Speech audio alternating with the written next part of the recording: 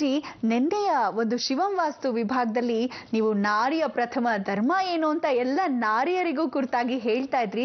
ಜೊತೆಗೆ ಅವರವರ ಮನೆ ಕೆಲಸ ಅವರವರೇ ಮಾಡಿದ್ರೆ ಬಹಳ ಉತ್ತಮ, ಜೊತೆಗೆ ಆರೋಗ್ಯ ಕೂಡ ಚೆನ್ನಾಗಿರುತ್ತೆ ಅಂತ ಹೇಳ್ತಾ ಏನೋ ಜಡೆ ಬಗ್ಗೆ ಹೇಳ್ತಿದ್ರಿ. ಏನ್ ಗುರುಜಿ ಅದು? ವೀಕ್ಷಕರೇ, ನಾರಿಯ ಪ್ರಥಮ ಧರ್ಮ ಅಂತಕ್ಕಂಥದ್ದು ಭಾರತ ದೇಶದಲ್ಲಿ ಅಂದಿನಿಂದ ಇವತ್ತಿನವರೆಗೂ ಸನಾತನ ಧರ್ಮದ ಮೌಲ್ಯಗಳಲ್ಲಿ ಆದಿಶಂಕರಾಚಾರ್ಯರೇ ಸ್ವತಃ ಹೇಳಿರ್ತಕ್ಕಂಥ ವಿಚಾರ.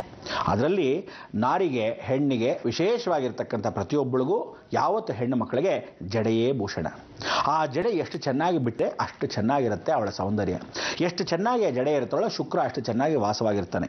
ಎಷ್ಟು ಚೆನ್ನಾಗಿ ಆ ಶುಕ್ರ ವಾಸವಾಗಿರ್ತಾನೋ ಅವಳ ಕುಟುಂಬ ಅಷ್ಟು ಚೆನ್ನಾಗಿರುತ್ತೆ. ಜಡೆ ಜಾಸ್ತಿ ಇದ್ದಷ್ಟು ಬಹಳ ಉತ್ತಮ. ಹೆಣ್ಣು ಮಕ್ಕಳು ಮದುವೆ ಆಗದಿದ್ದವರು ಕೂದಲನ್ನ ಕತ್ತರಿಸಿದ್ರೆ ಗಂಡನಿಗಲ್ಲ, ತಂದೆಗೆ ವ್ಯಯ.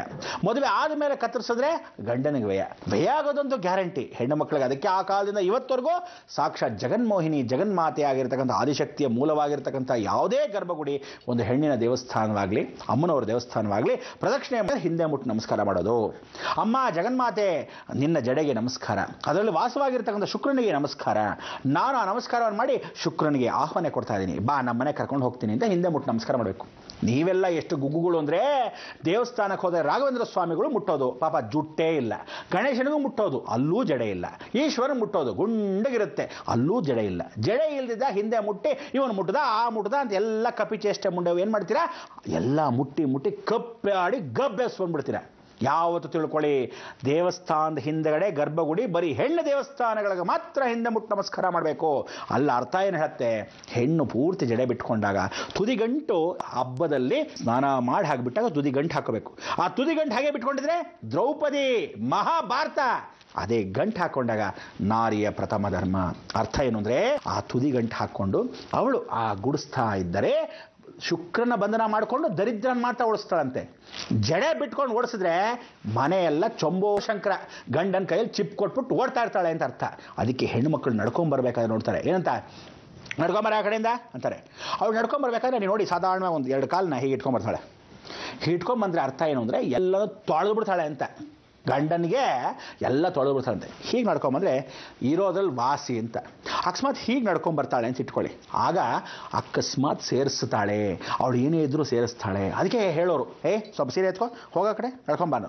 ಇನ್ನೊಂದ್ಸರಿ ನಡ್ಕೊಂಡು ಹೋಗುವಾಗ ಆ ಕಡೆ ತಿರ್ಕೊಂಡು ನಡ್ಕೊಂಡು ಹೋಗೋನವರು. ಜಡೆ ಎಷ್ಟು ಚೆನ್ನಾಗಿದೆ, ಸೊಂಟದವರೆಗೂ ಜಡೆ ಇದ್ದೀರಾ, ಆ ಶುಕ್ರನ ಬಂಧನ ಮಾಡಿದಾಳ, ಆ ಜಡೆಯನ್ನು ಅವಳು ಹಾವಿನ ಸ್ವರೂಪದಲ್ಲಿ ಹಾಕಿದಾಳ, ಅವಳು ಕಂಟ್ರೋಲ್ ಇದ್ದಾಳ.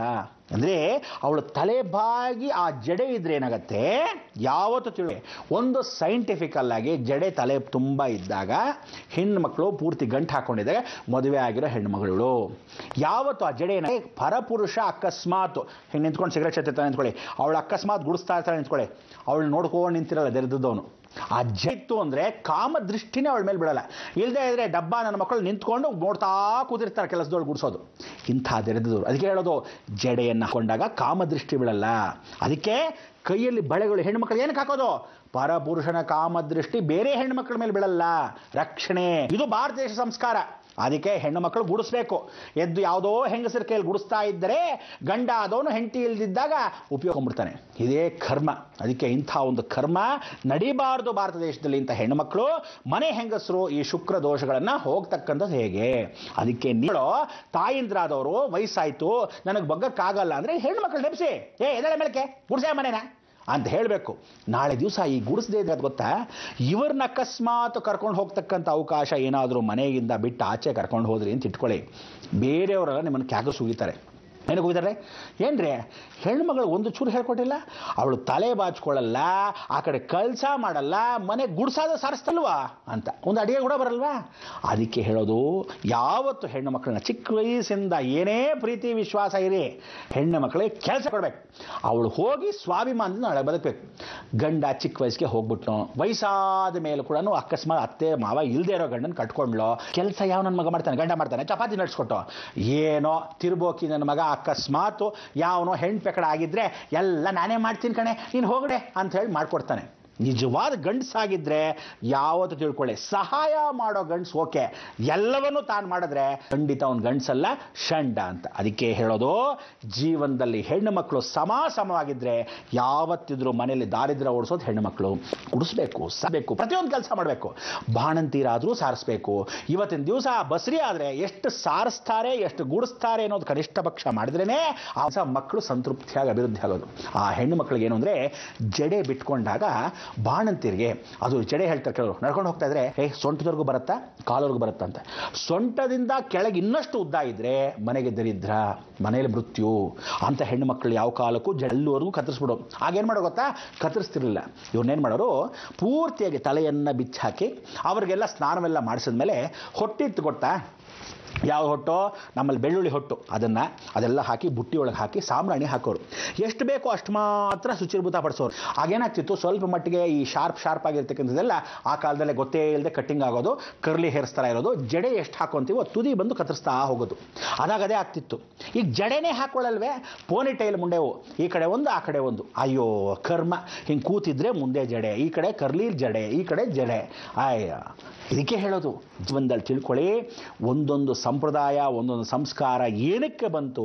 ಬೈತ್ಲೆ ತೆಗಿಬೇಕು, ಜಡೆಯನ್ನು ಹಾಕಬೇಕು, ಹಾವಿನ ಥರ ಇಟ್ಕೋಬೇಕು, ಸೂಜಿ ಗಂಟನ್ನು ಶುಕ್ರ ಬಂಧನ ಮಾಡ್ಕೋಬೇಕು. ಹೇಗೆ ಶುಕ್ರ ಬಂಧನ ಮಾಡ್ಕೊತಾಳೋ ಗಂಡನ ಅಷ್ಟು ಚೆನ್ನಾಗಿ ಇಟ್ಕೊಂಡಿರ್ತಾಳೆ. ಅವನು ಹೊರಗಡೆ ಇನ್ನೊಂದು ಹುಡುಗಿ ನೋಡಬಾರ್ದು, ಅವನು ಆ ಥರ ಭದ್ರವಾಗಿ ಇಟ್ಕೊತಾಳೆ. ಕುಟುಂಬ ಚೆನ್ನಾಗಿ ನೋಡ್ಕೊತಾಳೆ. ಇದು ದೊಡ್ಡವ ಅಭಿಪ್ರಾಯ ಈ ಹೆಣ್ಣು ಮಕ್ಕಳ ಬಗ್ಗೆ ನಮ್ಮ ಭಾರತ ದೇಶದಲ್ಲಿ. ಇಂಥ ಒಂದು ದೇಶದಲ್ಲಿ ಸಾಕಷ್ಟು ಜನ ಕಮ್ಮಿ ಆಗಿದ್ದಾರೆ. ನಮ್ಮ ಕಾರ್ಯಕ್ರಮ ನೋಡಿದ ಮೇಲೆ ಇನ್ನಷ್ಟು ಜಾಸ್ತಿ ಆಗಿದ್ದಾರೆ ಒಳ್ಳೆಯವರಾಗಕ್ಕೆ. ಮತ್ತಷ್ಟು ಜನ, ಮಗದಷ್ಟು ಜನ ಇನ್ನೂ ಭಾರತ ನಾರಿಗಳಾಗಬೇಕು. ನಿಮ್ಮ ಹೆಣ್ಣು ಮಕ್ಕಳಿಗೆ ನೀವು ಹೇಳ್ಕೊಡ್ಬೇಕು. ಯಾರೋ ದಾರಿ ತಪ್ಪಿ ಹೋಗ್ತಕ್ಕಂಥ ಹೆಣ್ಣು ಮಕ್ಕಳಿಗೆ, ಅವರಿಗೆ ಯಾರು ಸರಿ ಇದೀರೋ ತಲೆ ಕೆಡಿಸ್ಕೋಬೇಡಿ, ಆನಂದದಿಂದ ಇರಬೇಕು ಅಂತ ಈ ಶಿವಂ ವಾಸ್ತುಲಿ